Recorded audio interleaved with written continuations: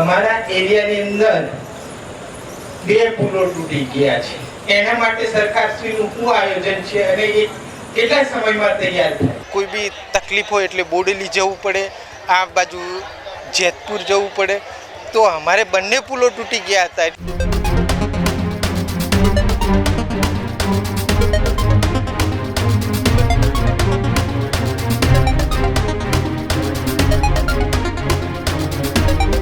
છોટાઉદેપુરથી વધુ એક મહત્વપૂર્ણ સમાચાર સામે આવી રહ્યા છે કે જ્યાં છોટાઉદેપુરના સાંસદ અને મંત્રીની હાજરીમાં પાવી જેતપુરના ડુંગરવાટ ખાતે યોજાયેલી રાત્રિ સભા દરમિયાન એક મહત્વપૂર્ણ સમાચાર મળી રહ્યા છે.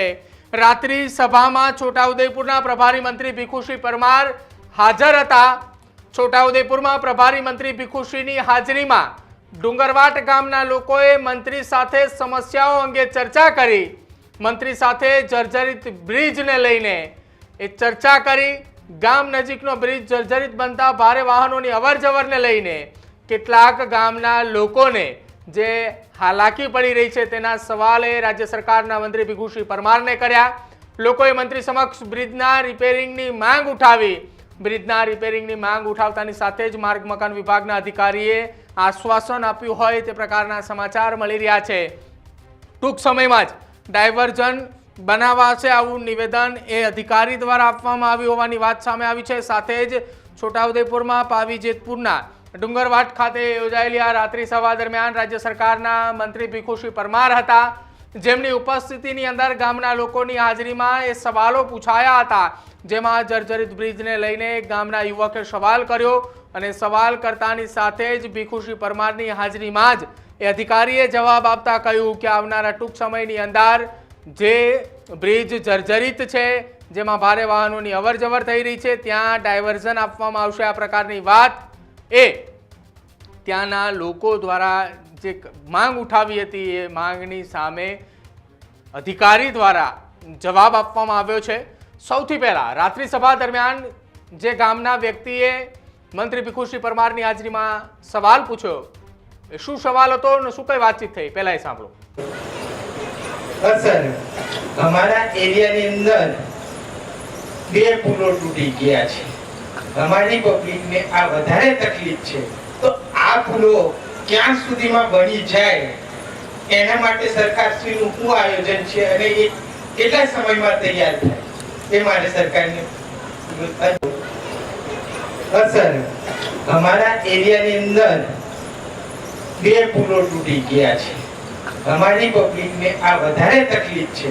તો આ પુલો ક્યાં સુધીમાં બની જાય એના માટે સરકારશ્રીનું શું આયોજન છે અને એ કેટલા સમયમાં તૈયાર થાય એ માટે સરકારને.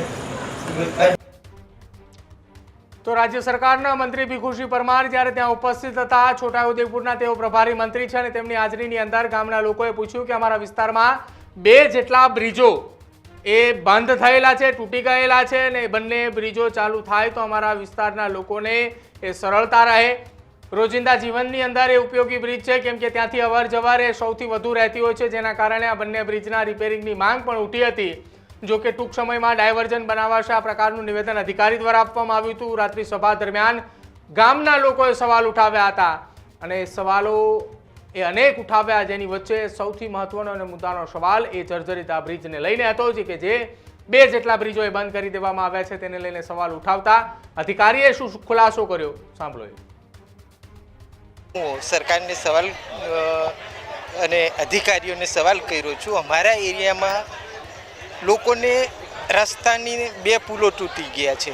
અમારા પાવી જેતપુર તાલુકા આદિવાસી વિસ્તાર હોવાથી લોકોની જોડે પૂરતી સવલતો ના હોવાથી અમારે કોઈ બી તકલીફ હોય એટલે બોડેલી જવું પડે, આ બાજુ જેતપુર જવું પડે.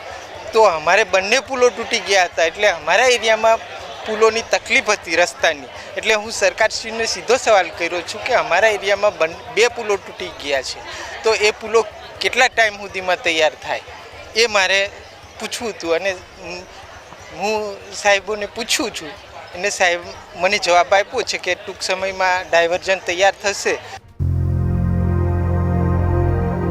Healthy life is very important, पर टेस्टी लाइफ भी तो जरूरी है ना बॉस. समोसा चाट से है प्यार, पर एसिडिटी से कैसे रहोगे दूर यार? Wait, we have a 3-step solution.